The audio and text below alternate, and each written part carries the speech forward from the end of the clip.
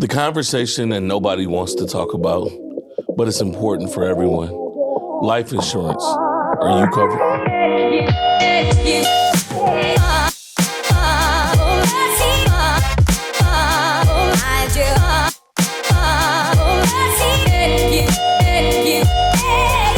All right, welcome back to the Cleveland Pulse podcast.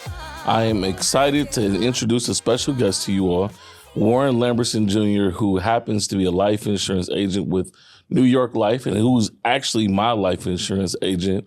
And we're here to have a real conversation about life insurance and planning. Although I would never tell you that you should go with a specific company, I want people to understand the importance of life insurance. And again, we know that this is a very unsexy conversation, but it's incredibly important. So Warren, welcome to the show. Hey, I don't know. Life insurance gets me going in the morning, baby. I don't know if I wouldn't say it's not sexy, but I know what you mean. Thank you for having me. This is a famous production, right? I'm in one of the seats of grace, and I watched every single episode twice, man. I learned a lot about you. Just say I learned a lot about Appreciate you. it. I can't believe you had locks, but that's a story for another day. Yeah. All right. So my name's Warren Lambertson Jr., born and raised in East Cleveland, right? For those I know this is a worldwide audience. So the city of East Cleveland versus the east side of Cleveland, as you know, is two different things. But born and raised in the city of East Cleveland and seen that side of life. And, you know, it was weird to get here, but a little bit about my backstory, or we always say comic book origin story, is my very blue collar family. So my father, my mom and dad are married, which in my neighborhood, I grew up off of Elm, was a rarity because everybody my environment, I'm an old millennial, right? I'm a geriatric millennial at 41, but a part of the generation where like grandmas was raising a lot of us and stuff like that. But mom and dad was married, but my dad went to Shaw, dropped out in the 10th grade. No financial education on his side. My mom did graduate Shaw, and she did go to Tri-C for a hot second, but she didn't finish her nursing program at Tri-C. And so the financial literacy part was never in the household. All that to say, growing up in that environment, my senior year went to Lutheran East, went to Prospect Elementary, went to Lutheran East for high school, right? And I went to Christ the King for middle school. But my senior year of high school, I thought it was going to be my easiest year because we was on block scheduling. I did all I don't know if you had to do them. I had to do proficiency tests back in the day, right? So, or you couldn't graduate. But fortunately, I got them all done in like the 9th grade, right? So senior high school, I'm playing basketball, Lutheran East. I think life is beautiful. Senioritis for real because I had all my credits done. So I was just going to be honest, I was just going to school to just talk to my friends. And I was already pretty much graduated. My senior year, second semester, because we was on semester with block scheduling back then, what I thought was going to be my easiest year was my worst year ever because my father passed from colon cancer at 42.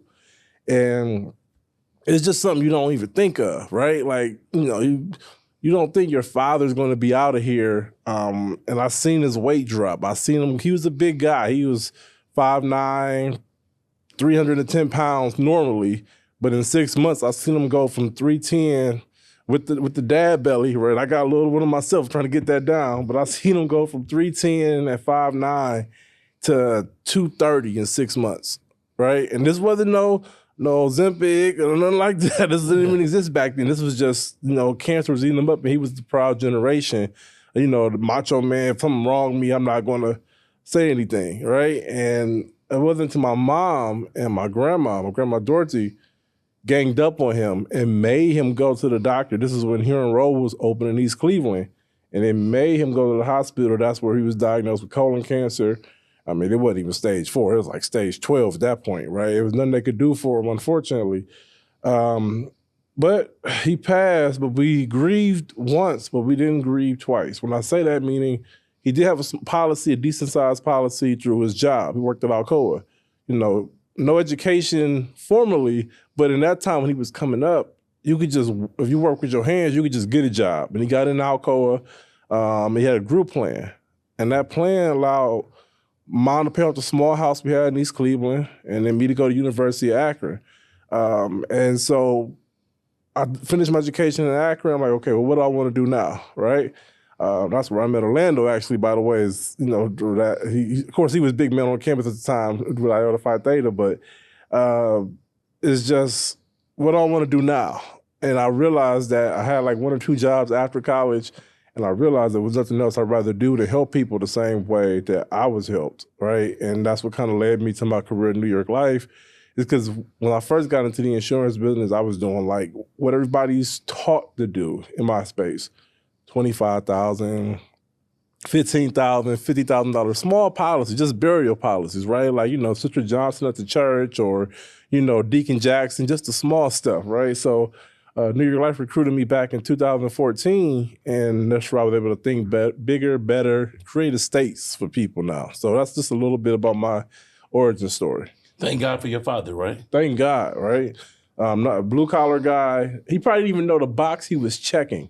But that checking that box and paying that deduction every pay period was what put me in a whole different trajectory. And I couldn't imagine what would have happened if we didn't have that kind of coverage. For him to have the wherewithal, though, to select that box, and just in case something happened to me that my wife and my children would be taken care of, was major, right? And so many of us, we all would wish that if something was to happen to us, to our family and the people that we love the most, the closest people to us, are taken care of when we perish. The inevitable thing about life is that we all are going to perish. It's no mystery to that. No. You're born, you're going to die. It's going to happen. It's just a matter of time before it happens. And being prepared is incredibly important. My story not as similar because I was fortunate to have both my parents, but I lost my mother last year. But the fortunate thing about that, my mother also had a policy.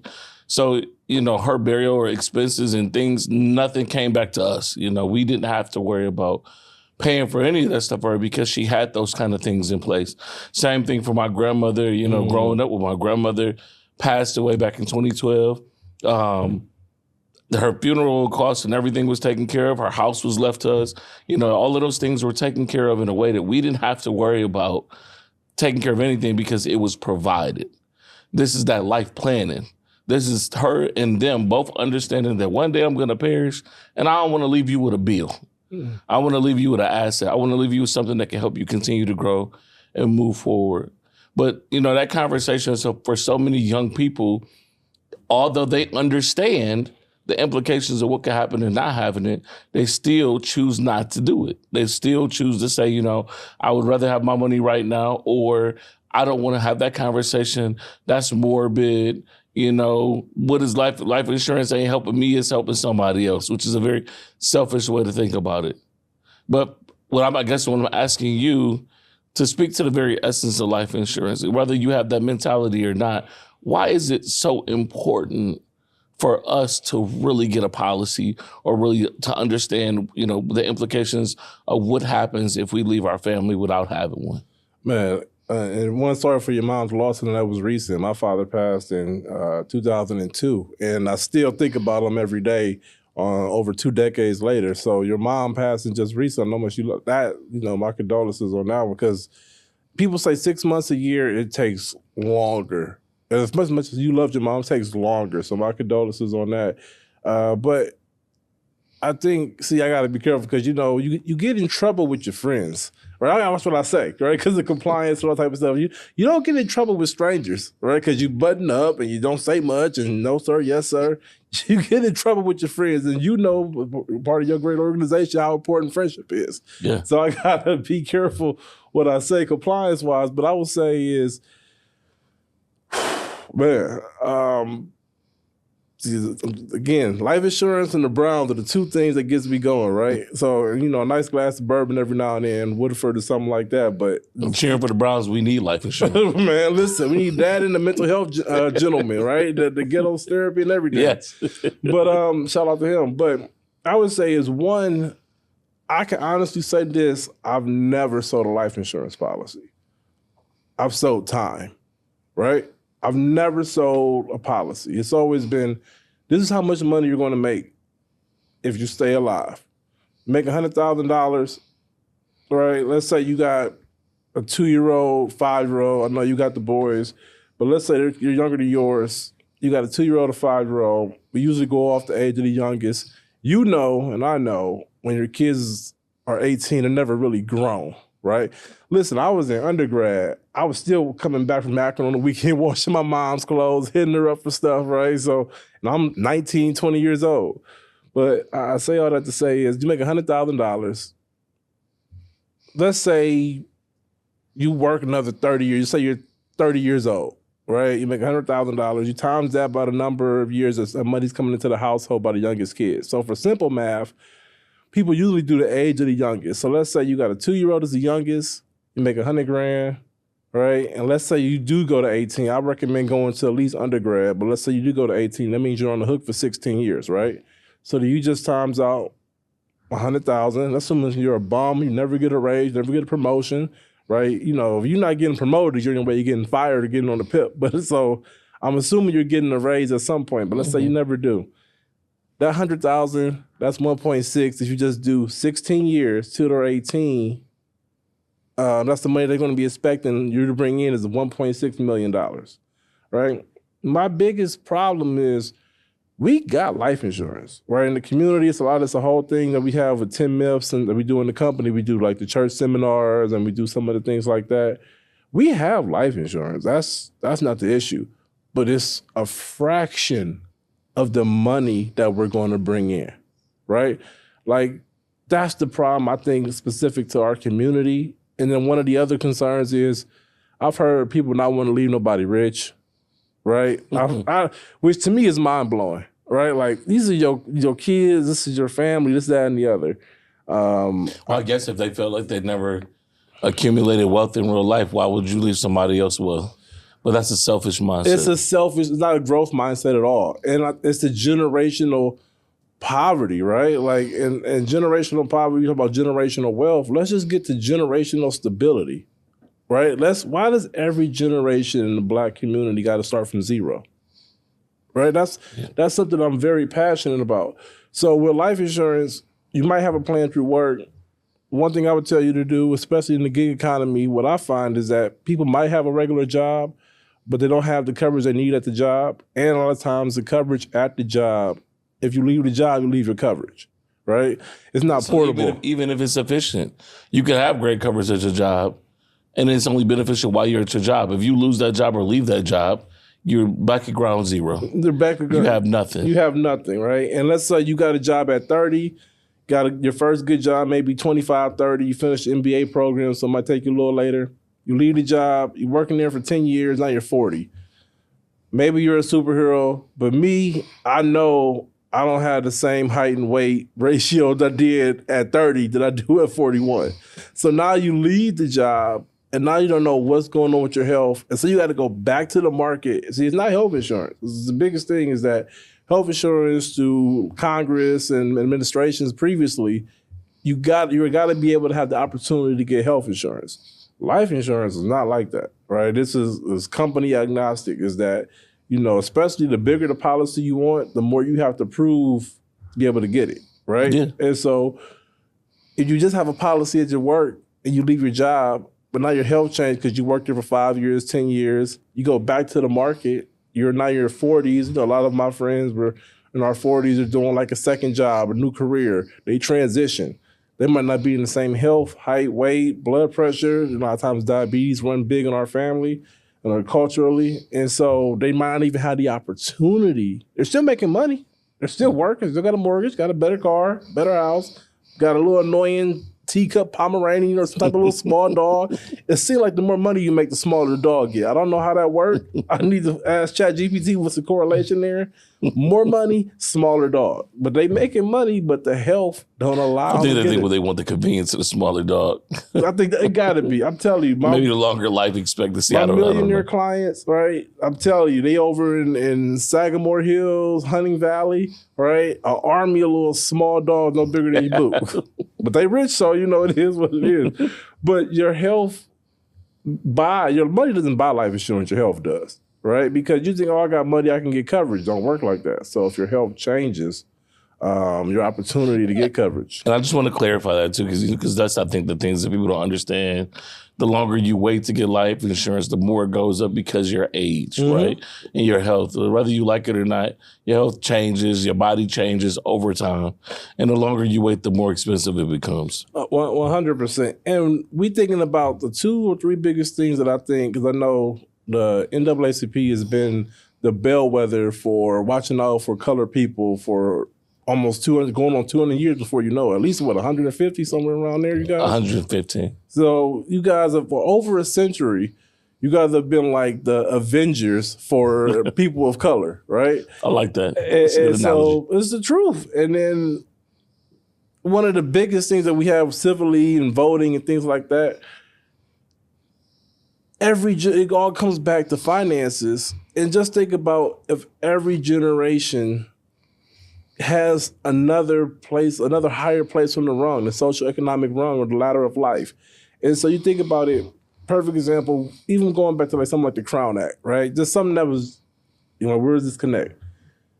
People was wrongfully not able to have a job. And the lady, I know she's an American, but she's the great story from her immigrants and parents are from Nigeria, very well-spoken, brilliant lady. And I watched that a couple times.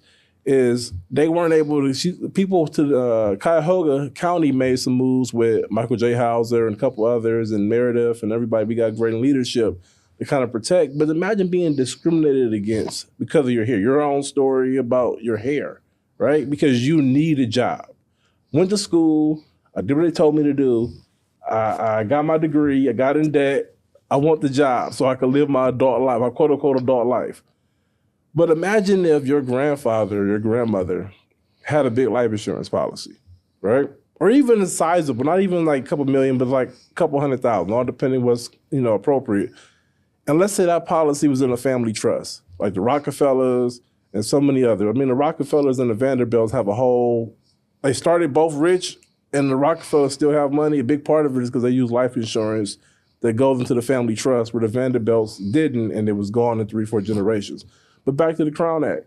Imagine if, because your parents, your grandparents, great-grandparents bought a policy and it was inside a family trust, and it said, hey, as long as you go to school, don't do anything crazy, don't go to prison, you live a normal life, we guarantee that for the rest of your life, $5,000 a month. Yeah, X amount of dollars, got you. Right? So now, you don't necessarily even need the job that unfortunately and stupidly and wrongly is discriminating against you, because you coming in at 18 or in your case 22 when you graduate with family trust money.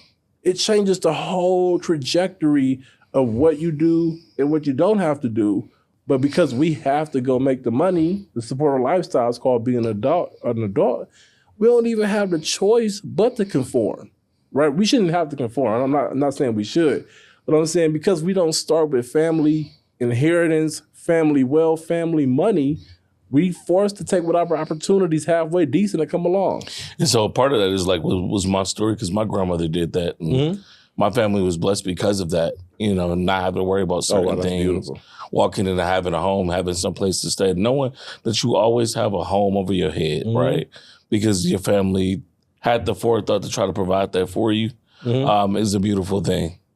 And so I got to see what home ownership was like out the gate, right? Okay. It wasn't fun at first, because home ownership it's a whole other conversation.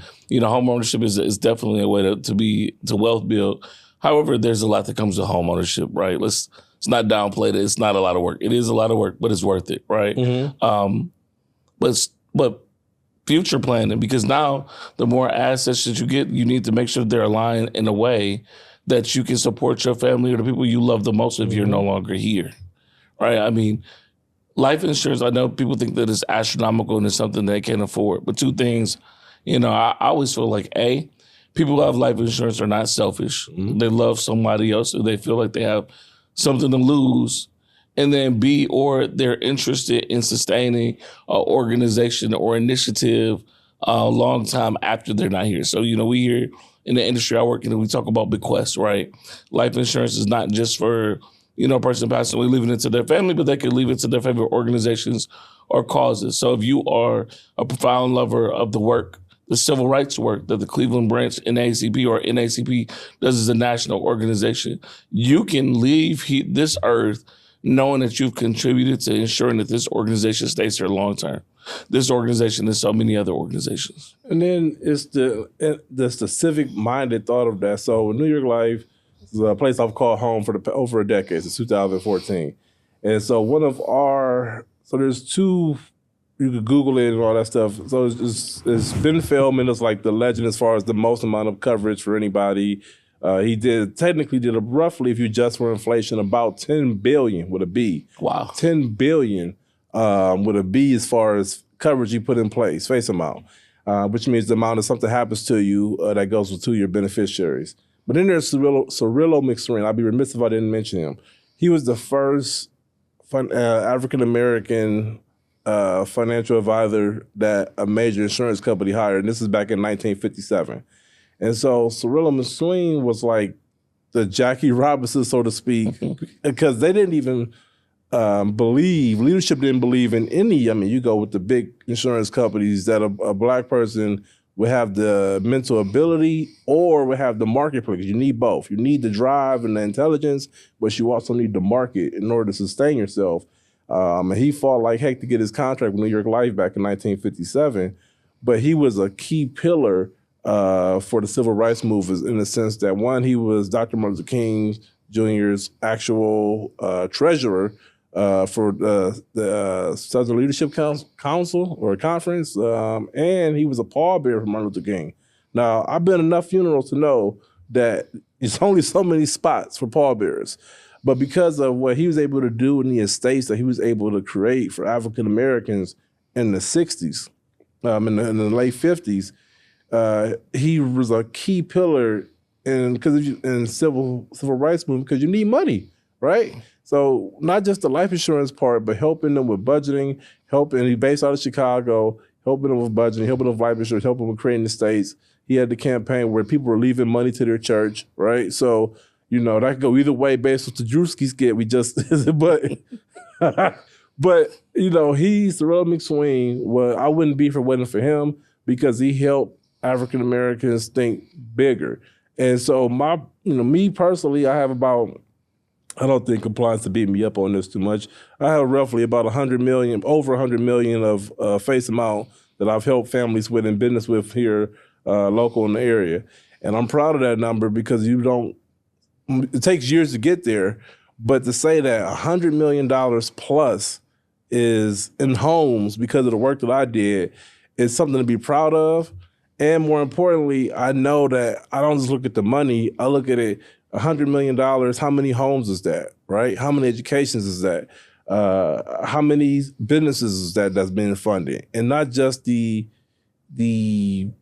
death benefit part, but the living benefits, right? Me personally, I'm a big fan of life insurance and really New York Life as a whole, financial suite. We do the investing and 401ks and all that stuff. But because of my own personal story, life insurance is just something I'm really passionate about. But the living benefits, right? Like people have used their life insurance policies to start businesses if it's a permanent policy, potentially could have cash value, right? That could be used as a tax advantage asset, whether it's starting a business, whether it's paying for a kid's colleges. Frankly, you could use the cash value. So you can use it to purchase a home? 100%.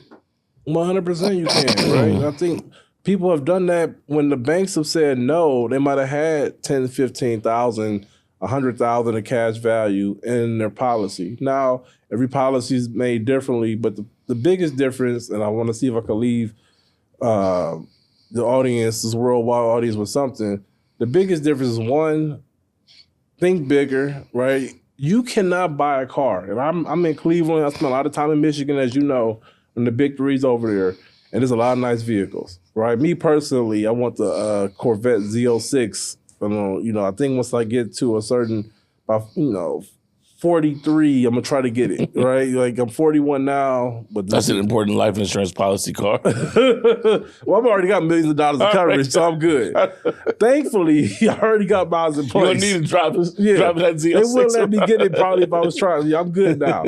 But, you can't buy a new car. I can't get my Z06 in a couple of years without having full coverage car insurance, right? You can't buy a new car without getting the full coverage auto insurance. Now, you may lapse it at some point, but you got to walk into the dealership and walk out with it.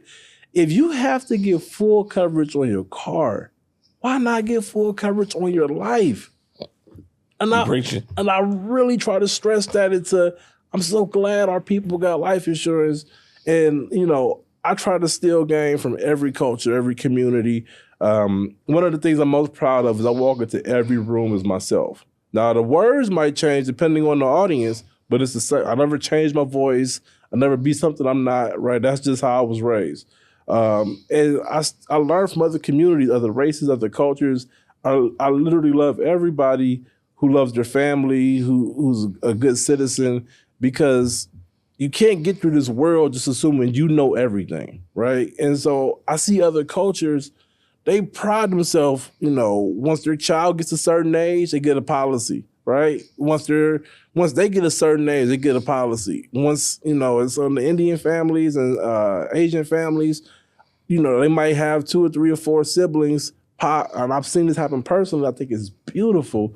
They might have all the kids get together and buy a policy if grandma or grandpa is still insurable, right? And that money that's going to come back into the household. And listening to you, for me, this is just generational wealth building. Mm-hmm. This is just ensuring that the people you love are taken care of. Now, I want to transition a little bit because what I want people to understand is that you are able to get life insurance at every level, right? So what would you tell a person who has subprime health conditions right now and is just at that place realizing that, I don't have health insurance, but I need to get it? So, great question. I would say is, one, the best time to get life insurance is yesterday, right? I'm going to say that because and a lot of times you're as healthy now as you will be, right?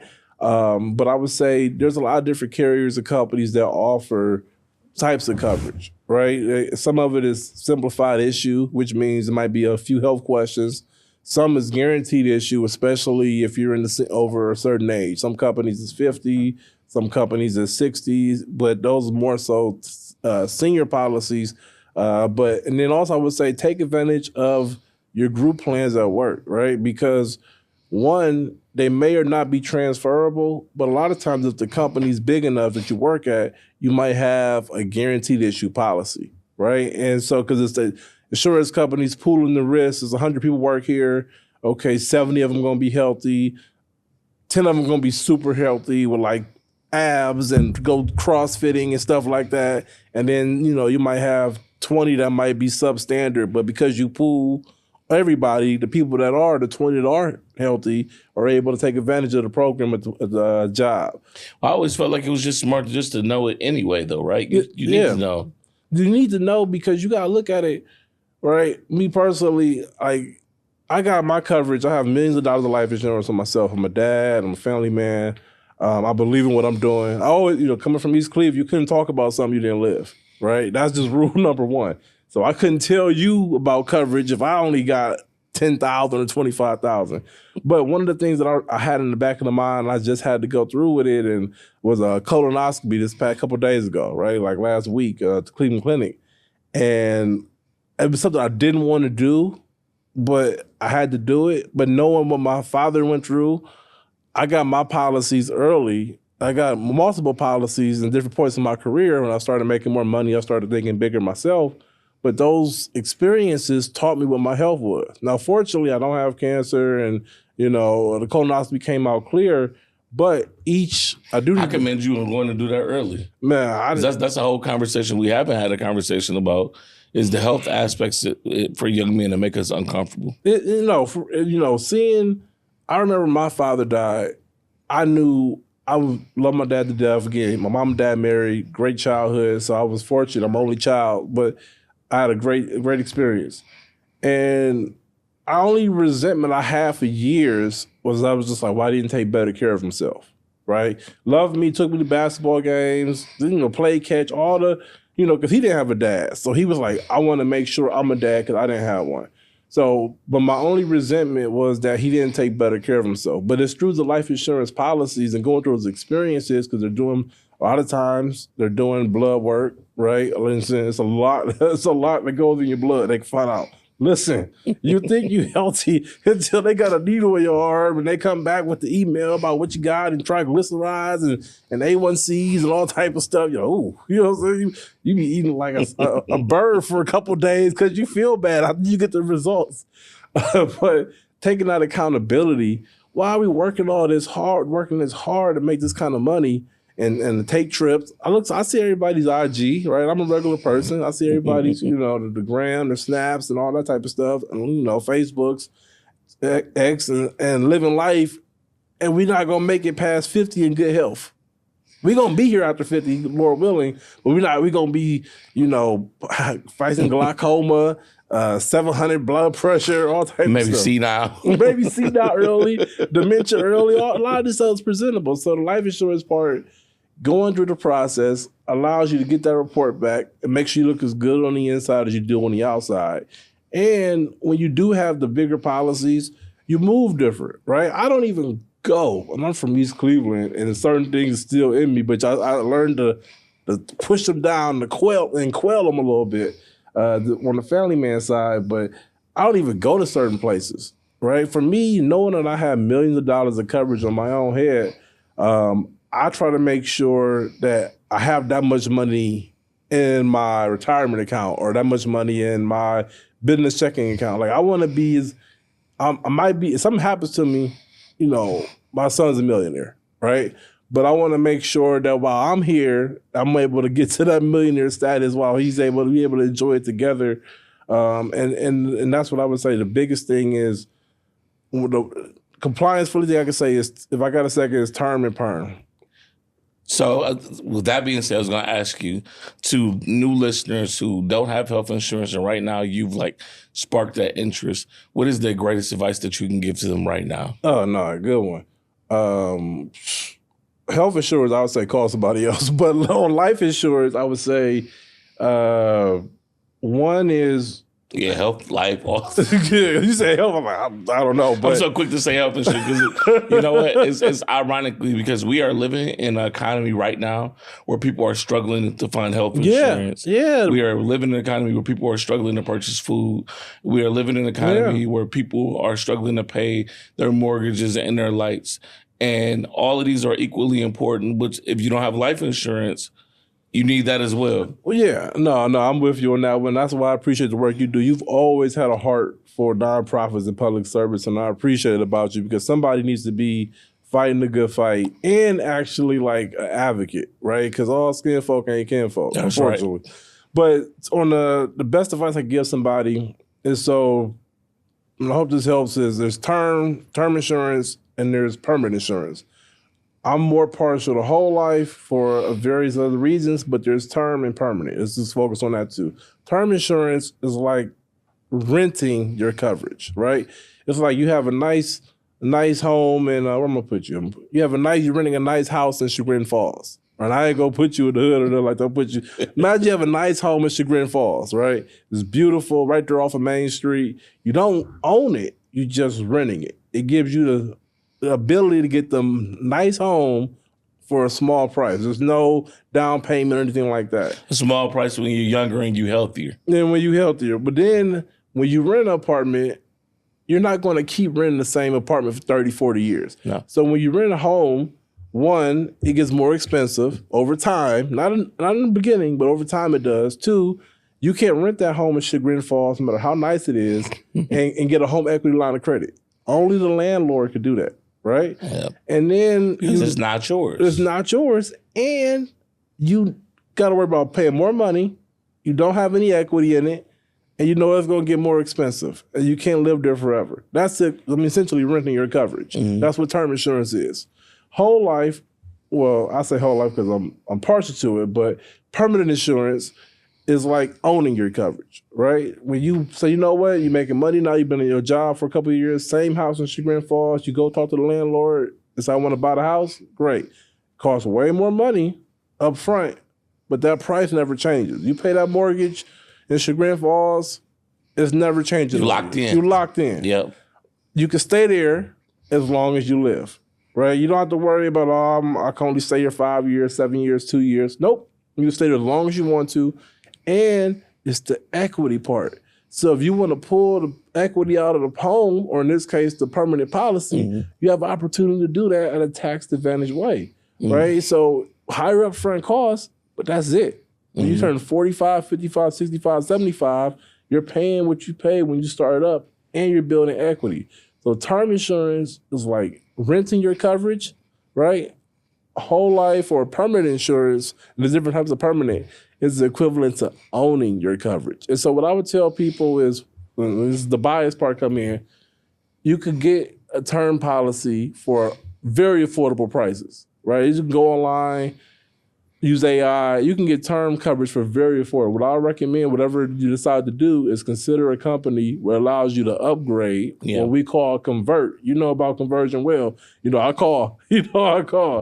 But convert a piece of your term coverage. Find a company that I would recommend that allows you to upgrade or convert a piece of your term coverage into a permanent, because if you might not have the money for permanent today, but 7 years from now, you might have the money, but you might not have the health, and you have to start from scratch. Yeah, but if it's already in place, it's there for you. You already grandfathered in. So I would recommend, especially for your younger, I know you had Colin and a couple young professionals, like you could get term coverage for very affordable rates with a lot of different companies and carriers, and then decide if upgrading makes sense. But you at least want to have the right to be able to do so. Yeah, no, I think you hit the nail right on the head. So I'm going to give you a fun question as we get towards closing out. I love to ask all of our guests, what's currently on your playlist right now? Oh, man. Honestly, I would say a little Olivia Dean, a little Giveon, right? I would say, I hate to admit I got a little Gucci on there, old Gucci, fat Gucci, right? You know what I'm saying? And I got always gonna have Jay-Z. So between, Jay-Z is a staple, Gucci, or I might switch that out for 21. On the smooth side, when I'm trying to calm down, have a little Olivia Dean, a little Giveon. Gucci when you in your policy grind.